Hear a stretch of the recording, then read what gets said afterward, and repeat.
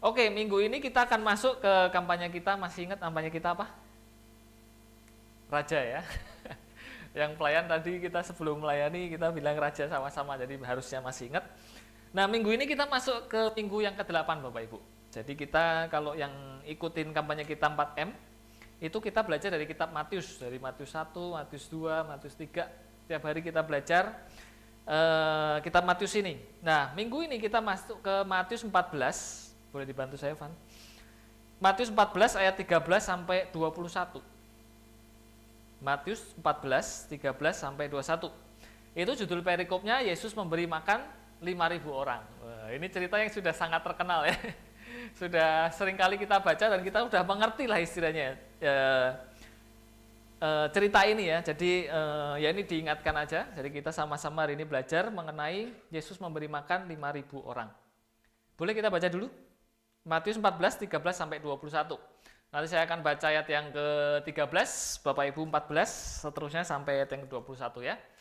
Saya baca duluan. Setelah Yesus mendengar berita itu, menyingkirlah ia dari situ dan hendak mengasingkan diri dengan perahu ke tempat yang sunyi. Tetapi orang banyak mendengarnya dan mengikuti dia dengan mengambil jalan darat dari kota-kota mereka. 14.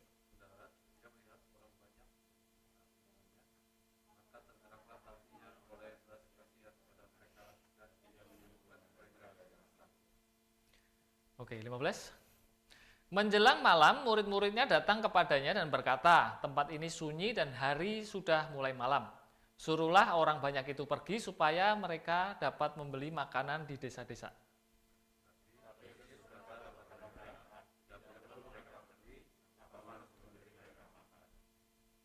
17. Jawab mereka, yang ada pada kami di sini hanya 5 roti dan 2 ikan.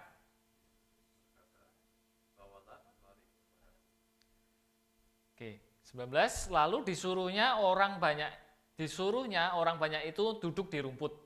Dan setelah diambilnya 5 roti dan 2 ikan itu, Yesus mengenadah ke langit dan mengucap berkat. Lalu memecah-mecahkan roti itu dan memberikannya kepada murid-muridnya. Lalu murid-muridnya membagi-bagikannya kepada orang banyak.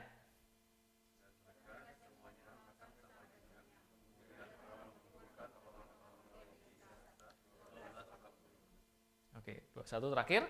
Yang ikut makan kira-kira 5.000 laki-laki, tidak termasuk perempuan dan anak-anak. Ya, luar biasa ya, terima kasih. Ya kita udah baca, kita sudah cukup mengerti cerita ini. Bahkan kita di Sekolah Minggu juga sudah ngerti lah ya. Jadi ceritanya kan ini ayat 13 boleh tampilin Van. Jadi ini ceritanya Yesus menyingkir dari situ karena Yesus memang mendengar berita itu, menyingkirlah ya dari situ gitu. Nah, ini kalau kita lihat nanti di perikop sebelumnya ternyata beritanya itu tentang Yohanes Pembaptis dibunuh Bapak Ibu. Jadi ceritanya Yohanes Pembaptis dibunuh, lalu muncul ini nih, Tuhan Yesus mendengar berita itu, menyingkirlah ya dari situ. Nah, sebenarnya ada 2 alasan sih. Kemarin aku cari-cari di internet itu ada orang yang masih perdebatan lah ini. Kenapa kok Tuhan Yesus mau menyingkir? Yang pertama, golongan pertama dia bilang karena Tuhan Yesus itu sedih gitu. Wah, ini sedih sih. Yang kedua, ada yang bilang Tuhan Yesus takut. Jadi karena wah ini teman ya pasti teman seperjuangan ya, gurunya dia kan. Tuhan Yesus pernah dibaptis sama Yohanes Pembaptis, terus Yohanes Pembaptis akhirnya dibunuh gitu. Tapi menurut saya sih mungkin Tuhan Yesus sedih sih, ya sama lah seperti kita ya. Kalau takut sih saya rasa enggak sih. Jadi memang mungkin karena sedih, lalu dia pengen, ya kalau kita kalau lagi sedih suruh ngerjain sesuatu juga rasanya nggak enak gitu ya. Kalau kita lagi ada sesuatu, suruh kerja, suruh melayani, mungkin kita, nanti dulu lah, mending aku istirahat dulu, pemulihan hati dulu lah, istilahnya seperti itu. Nah ini sama sih seperti Tuhan Yesus, seperti dia itu sebenarnya udah dulu lah, aku nggak mau pelayanan nih. Aku istilahnya mau menyingkir dulu lah, mau berdiam dulu lah, menenangkan diri, menenangkan hati. Mengasingkan diri ke tempat yang sunyi. Terus dia sudah menyingkir, ayat 15 boleh lanjut. Setelah dia menyingkir, ternyata itu begitu dia nyampe ke seberang. Ini 15 ya? Belum. Jadi ternyata orang-orang itu tetap banyak lah istilahnya. Jadi setelah Tuhan Yesus ya pokoknya menyingkir, tapi orang itu masih tetap banyak lah yang ngikuti dia. Nah terus yang menarik ini sih Bapak Ibu, tergeraklah hatinya oleh belas kasihan. Nah ini yang kita mau belajar hari ini, kita akan belajar 4 hal. Yang pertama hari ini adalah hati yang penuh belas kasihan. Nah hati yang belas kasihan ini luar biasa. Sebenarnya sih kita udah pernah bahas ini di kampanye Raja berapa ya? 4 kelihatannya sih. 4 atau 5 lah. Nanti boleh dicek di websitenya. Yang ku kehendaki adalah belas kasihan. Nah, kalau kita bahas sedikit apa itu belas kasihan, kita coba di Matius 9 ayat 12 sampai 13. Matius 9 12 sampai 13. Belas kasihan ini cukup menarik sih Bapak Ibu. Matius 9 12 13 ya, aku bacain ya. Yesus mendengarnya dan berkata, bukan orang sehat yang memerlukan tabib, tetapi orang sakit. Oke. 13. Jadi pergilah dan pelajarilah arti firman ini, yang ku kehendaki ialah belas kasihan dan bukan persembahan. Karena aku datang bukan untuk manggil orang benar, melainkan orang berdosa. Jelas ya? Jadi Tuhan Yesus menghendaki adalah belas kasihan dan bukan persembahan. Ini kalau dipikirin dalam loh. Belas kasihan dan bukan persembahan. Nah, kemarin aku sempat mikir sih, bedanya apa sih belas kasihan dan persembahan? Jadi ceritanya begini, belas kasihan itu dasar Bapak Ibu. Sedangkan persembahan itu hasil. Nangkap ya? Jadi kalau kita punya belas kasihan, dasarnya itu, compassion itu, maka kita akan menghasilkan kindness itu, kebaikan itu, persembahan itu. Tapi bisa juga kalau kita nggak punya belas kasihan, kita kasih persembahan bisa gitu maksudnya. Tapi kita nggak ada belas kasihan istilahnya, nggak ada dasarnya, ya udah kasih aja gitu. Ya. Nah yang kedua, itu belas kasihan persembahan itu sebenarnya ada kemampuan ya, jadi ada kemampuan dan dia utuh. Kalau kita ngomong utuh tuh nggak tahu batas waktunya kapan. Benar ya? Jadi kalau kita misalnya lihat orang nih, misalnya anak nih, paling gampang tuh gini, anak sekolah lah, misalnya kalau anak sekolah Pak Dadi, Bu Jena nih, yang bergerak dalam bidang pendidikan pasti tahu ya. Jadi uang sekolah itu kan tiap bulan tuh. Nah kalau orangnya punya belas kasihan biasanya, oke, aku akan tolong dia sampai nanti lah, pokoknya sampai lulus atau sampai kapan. Jadi waktu itu panjang gitu. Itu yang orang belas kasihan. Tapi dia punya kemampuan gitu. Jadi dia punya kemampuan dan batas waktunya itu panjang dan dia nolongnya tuh utuh istilahnya ya. Bukan sekali. Kalau sekali biasanya persembahan kan. Oke, aku nolong 1 bulan lah gitu. Atau 3 bulan lah. Jadi ada batas waktunya. Oke lah setahun. Jadi ada batas waktunya gitu. Tapi kalau yang belas kasihan ini dia benar-benar kepengen anak itu bisa gitu. Maksudnya dia benar-benar keluar dari dia tidak bisa belajar, jadi bisa belajar lah seperti itu. Jadi benar-benar utuh. Jadi itu yang disebut dengan belas kasihan itu sampai seperti itu. Nah yang ketiga, ya ini ciri yang paling gampang kalau kita mau tahu belas kasihan itu tulus Bapak. Jadi dia mau ucapin terima kasih, mau dia ninggalin kita, mau dia pakai kepintaran itu buat apa? Itu ya udah kita tulus aja. Kita cuma nolong dia tulus gitu loh. Yang penting dia bisa belajar, dia bisa melanjutin sekolah. Yang penting dia sukses lah di kemudian hari buat bekalnya dia. Itu belas kasihan. Tapi kalau persembahan biasanya ada udang di balik batu ya. Ada motivasi tersembunyi lah. Nah makanya saya dorong hati-hati dengan kita yang seringkali bilang apa? Memberi supaya diberkati. Itu seringkali ya. Saya juga kadang begitu sih Bapak Ibu, samalah kita masih sama gitu. Tapi jangan sampai persembahan itu apa ya? Yang Tuhan kehendaki itu belas kasihannya sih Bapak Ibu. Jadi bukan persembahannya.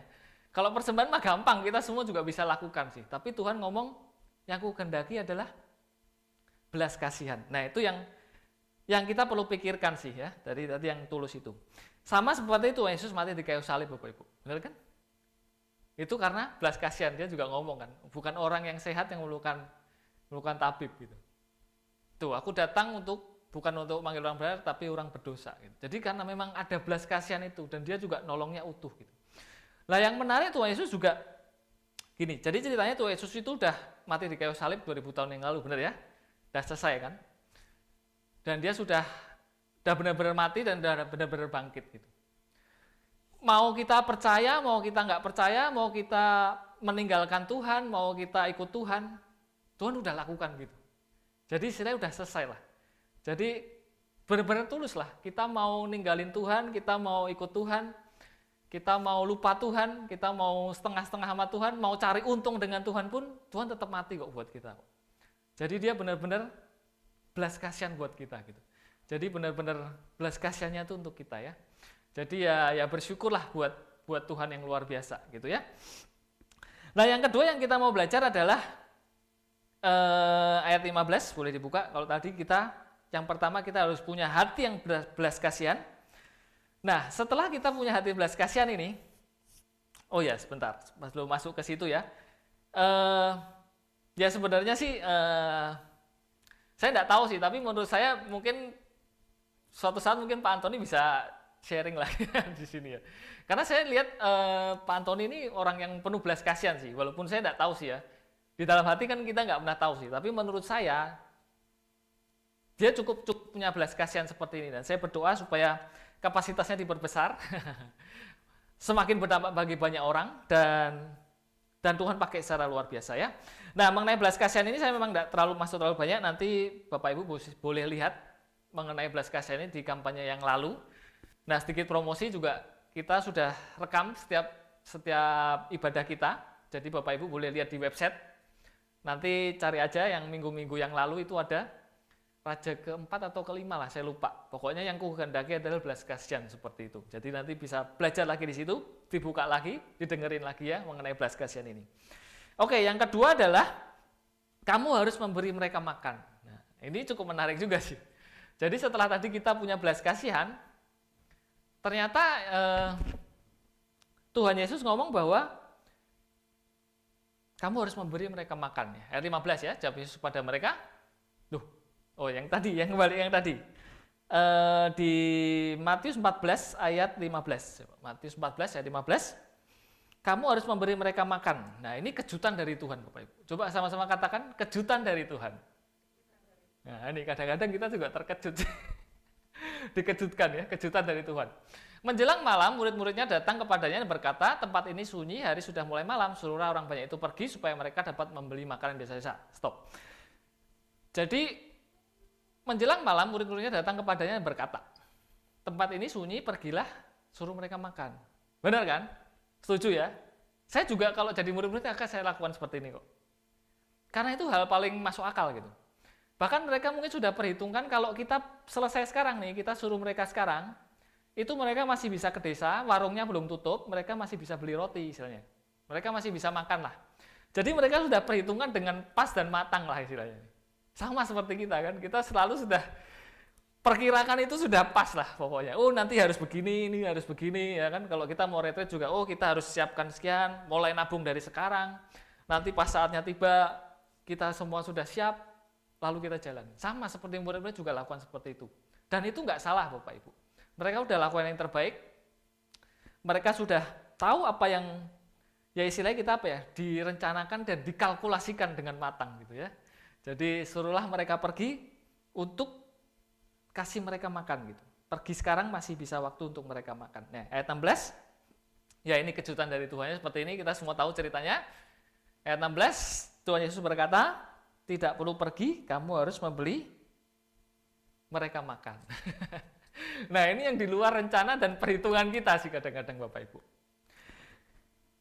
Nah ketika kita dapat sesuatu yang dari Tuhan seperti ini, kemarin sih dia tuh di waktu berdoa gitu ya di rumah, tahu-tahu tuh dia dapat dari Tuhan untuk anak-anak youth gitu kan. Saya juga nggak jelas sih maksudnya apa gitu. Tapi dia dapat untuk anak-anak muda lah seperti untuk bergerak anak-anak muda gitu. Dan dia dapat itu cukup jelas lah istilahnya. Jadi kayak ya sama ceritanya seperti ini, kayak dia lebih terkejut lah. Jadi ada kejutan dari Tuhan, kejutan dari Tuhan. Sesuatu yang dia dapat dari Tuhan. Nah, yang jadi masalah adalah ketika kita dapat sesuatu yang terkejut dari Tuhan ini, respon kita seperti apa sih Bapak Ibu? Kita bilang, nggak bisa. Atau kita, Tuhan jangan aku. Atau kita bilang, oke ini aku Tuhan. Gitu. Jadi yang penting responnya sih. Kadang-kadang memang seringkali kita dikasih terkejut sih sama Tuhan, ya terkejut, terkejut nih. Nah respon kita seperti apa? Masih ingat ceritanya Samuel ketika dia dipanggil Tuhan kan? Waktu dia lagi tidur gitu, terus dipanggilkan Samuel, Samuel gitu. Masih ingat ya ceritanya ya, cerita itu ya. Lalu yang dia lakukan apa? Dia pergi ke Imam Eli. Tanya, Bapak manggil aku gitu kan. Ceritanya seperti itu. Aku juga lupa sih. Nanti dibaca aja ceritanya. Sampai berapa kali ya? 2 kali, 3 kali lah ceritanya ya. Nah, yang menarik ketika si Samuel ini dia bangun, dia pergi, dia ke Imam Eli, Tuhan kan berhenti bicara kan, bener kan? Responnya nggak pas gitu. Lalu yang ketiga, si Imam Eli kalau nggak salah bilang, nanti kalau kamu dengar lagi, kamu bilang, ini aku hambamu Tuhan berbicara lah, pokoknya hal seperti itulah, mengenai seperti itu ya. Terus benar akhirnya, ketika dipanggil lagi kan Samuel, terus Samuel bilang apa? Berbicara Tuhan sebab hambamu ini mendengar. Jadi ketika responnya benar, lalu Tuhan ngomong kan, apa yang harus dilakukan, ini yang harus begini. Sama sih seperti kita ya. Jadi yang penting adalah ketika kita dapat respon kejutan dari Tuhan itu, respon kita seperti apa nih? Kita takut dulu, kita lari dulu, atau kita berdoa dulu, atau kita menolak gitulah.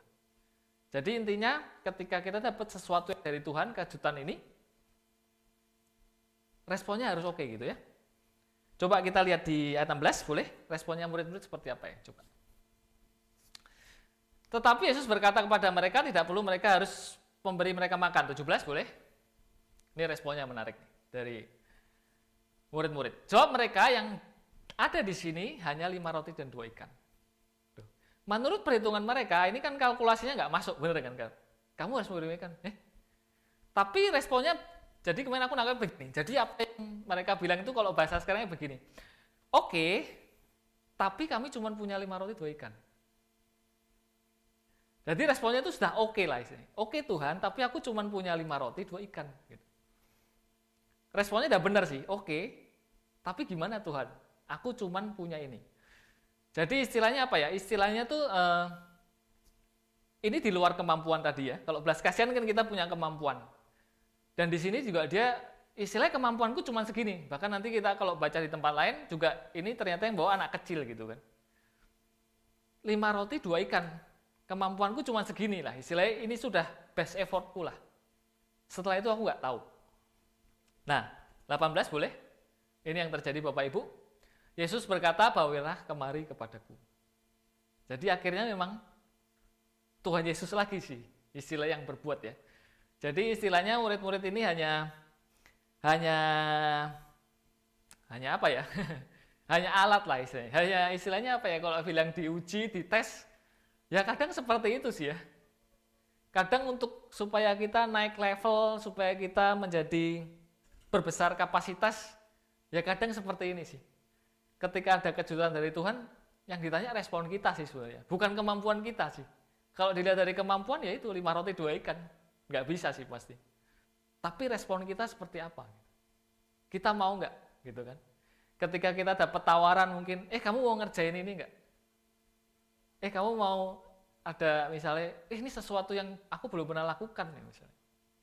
Tapi respon kita gimana gitu kan? Ketika kita mau, oke Tuhan, tapi aku cuma bisa seperti ini. Ya nanti berjalan aja. Nanti Tuhan Yesus berkata, bawalah kemari kepadaku. Nanti kalau kita baca lagi, ya nanti Tuhan minta apa yang ada, Tuhan tidak minta apa yang tidak ada Bapak Ibu. Dan belum ada. Dan akan ada ya. Jadi gini, jangan punya pikiran orang Kristen itu, ya kita boleh sih ngomong iman, oke, tapi seringkali Tuhan minta itu sesuatu yang ada gitu. Jadi bukan yang nggak ada ya. Jadi kita jangan punya pikiran, Tuhan minta sesuatu yang nggak ada nih. Misalnya, aku belum bisa gitu. Aku nggak ada gitu. Tuhan cuma minta 5 roti 2 ikan, ya udah bawa sini gitu. Tuhan kan nggak minta 12 bakulnya itu kan. Tuhan mintanya cuma 5 roti 2 ikan bawa sini. Jadi ya kita juga harus belajar sih. Jadi kekristenan itu berjalan selangkah demi selangkah Bapak Ibu. Jadi jangan punya iman terlalu tinggi, terlalu jauh. Nanti kita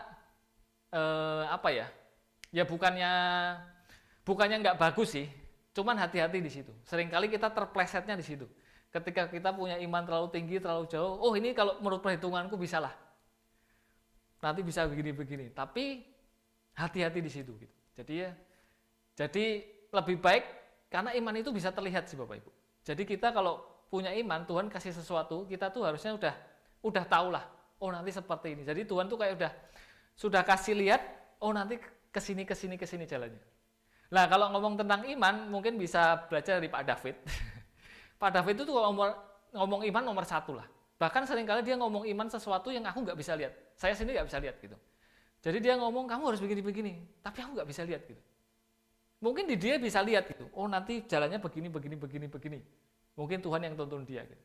Tapi kalau dikasih saya nggak bisa lihat Bapak Ibu. Jadi itu memang ukuran iman juga masing-masing. Dan itu yang perlu saya ingetin ya. Jadi Tuhan itu minta sesuatu yang ada gitu. Jadi bukan yang belum ada dan akan ada gitu ya. Jadi kalau kita kan seringkali perkirakan oke lah bisa karena nanti akan seperti ini gitu kan. Nah, itu hati-hati di situ. Jadi perlu diuji lagi ya. Oke, itu yang kedua, kejutan dari Tuhan. Nah, yang ketiga adalah setelah kita tadi respon kita benar, yang ketiga adalah lihat Tuhan bekerja.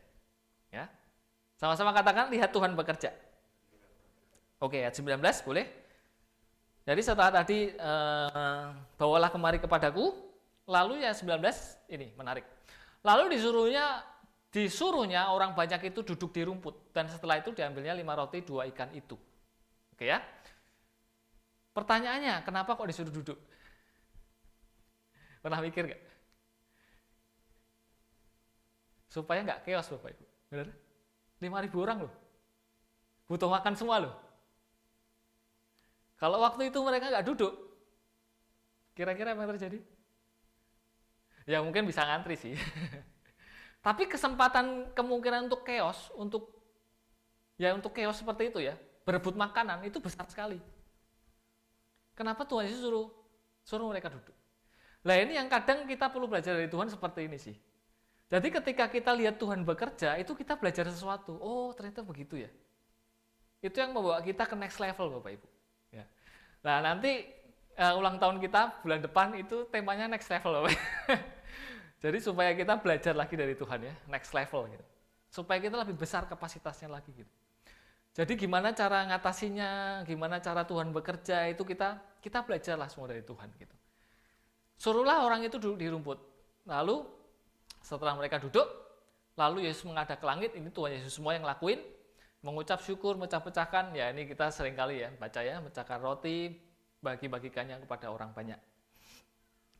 Mengucap syukur dan memecahkan roti. Jadi Tuhan bekerja dengan caranya yang ajaib, bagian kita lihat dan belajar cara Tuhan itu bekerja. Nah kalau kita sudah ngalamin seperti ini, makin kuat lah ya, murid-murid makin kuat nih. Tuhan Yesus luar biasa nih. Tumbuh iman, tumbuh kapasitas, lebih mantap lagi gitu. Jadi memang yang diperlukan dalam kekristenan adalah pengalaman dengan Tuhan Bapak Ibu. Ketika ngalamin sesuatu ya. Jadi jangan takut ketika kita dapat kejutan dari Tuhan ya. Kita terkejut, aduh, disuruh ini lagi nih.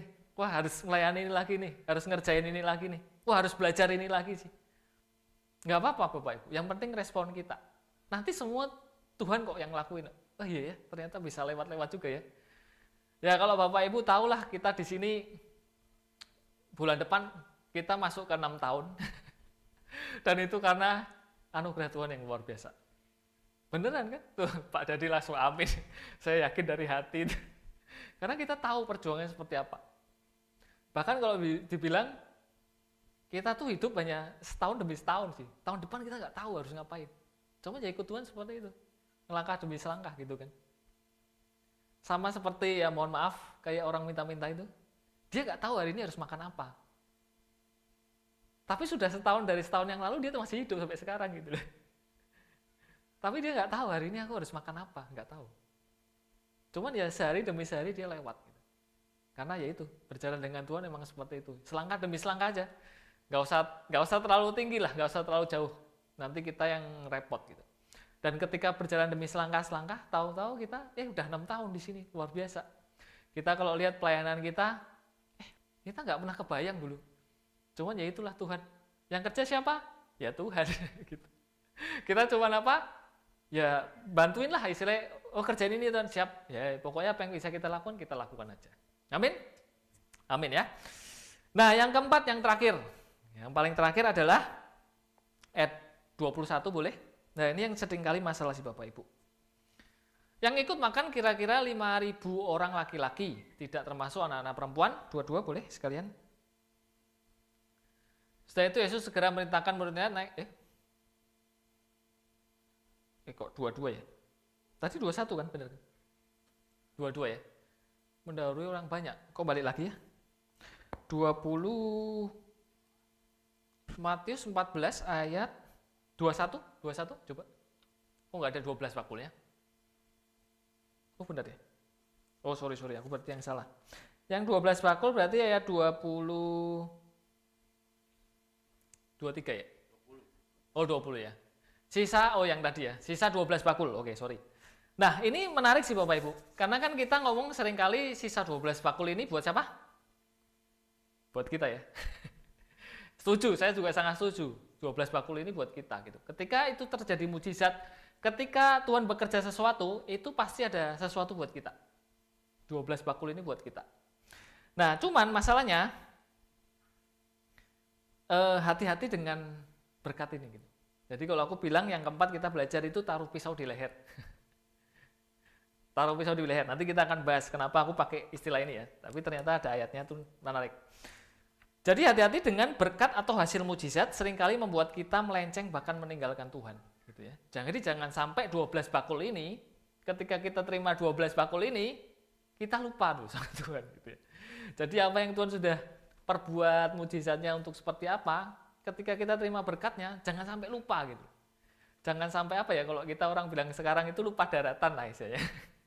Kacang lupa kulitnya lah, apapun lah itulah. Pokoknya jangan sampai seperti itu, jangan sampai lupa. Ya, masih ingat cerita 10 orang kusta yang disembuhkan Tuhan Yesus?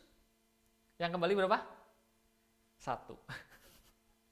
Yang 9 hilang. Jangan-jangan kita enggak sih. Tapi jangan seperti itu ya, maksudnya kita harus ingat gitu loh. Ketika kita ditolong Tuhan, kita sembuhin Tuhan, mungkin Tuhan lakukan mujizat apapun, tetap kembali ke Tuhan. Kalau kita dapat 12 bakul pun, kembaliin ke Tuhan gitu. Kalau itu memang buat kita, ya balikinlah perpuluhannya setidaknya, kan seperti itu. Karena kan, ya semua kembali ke Tuhan gitu kan. Masih ingat cerita Ananias dan Safira? Kalau kita ingat Ananias Safira itu murid-murid yang termasuk dalam golongan rasul-rasul. Aku lagi saat teduh bareng Yuli. Kalau di rumah itu kita juga ada saat teduh selain 4M. Itu kita lagi masuk kisah para rasul. Kemarin kita udah belajar kisah para rasul sih. Cuman waktu kita baca saat teduh ini baca kisah para rasul, itu cerita bagaimana murid-murid pertama sebelum mereka disebut Kristen itu kan. Mereka itu sangat bersuka cita, bahkan mereka bilang milik satu orang milik bersama gitu. Luar biasa lah.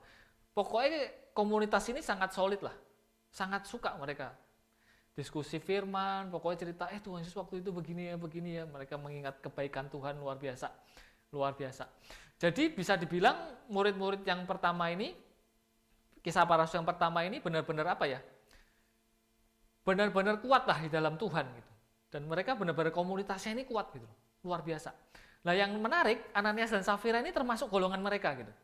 Bahkan kemarin aku lihat film yang Paulus itu, kan mereka dikejar-kejar tuh sama si Saulus kan. Mereka tuh punya persembunyian sendiri gitu. Jadi kayak apa ya? Kayak benar-benar ya udah hidup mereka tuh sama orang-orang sekitar itu benar-benar seperti keluarga sendiri lah pokoknya. Lah Ananias Safira ini dalam golongan mereka gitu. Tahu ya? Jadi Ananias Safira ini termasuk orang yang istilahnya udah kuat lah.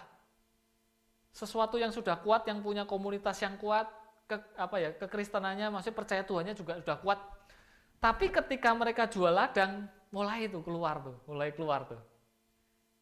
Jangan-jangan ini kalau buat aku lumayan juga nih gitu.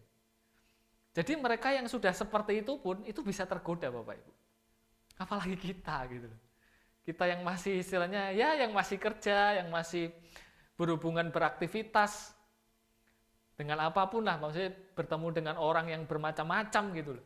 Yang godaannya masih banyak, yang kadang teman kita malah ngajarin, jangan begitu dong, pakai gini gitu.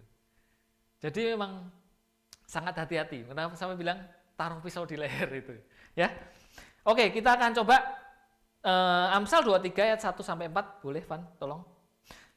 Amsal 23 ayat 1 sampai 4.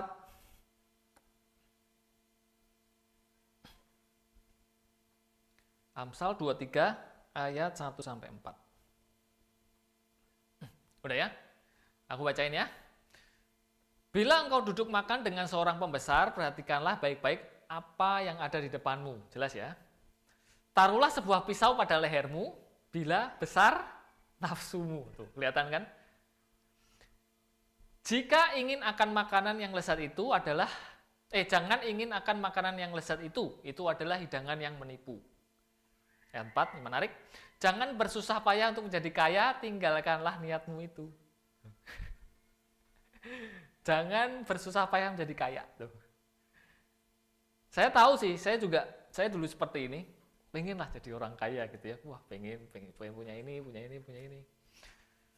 Tapi ya ini firman Tuhan.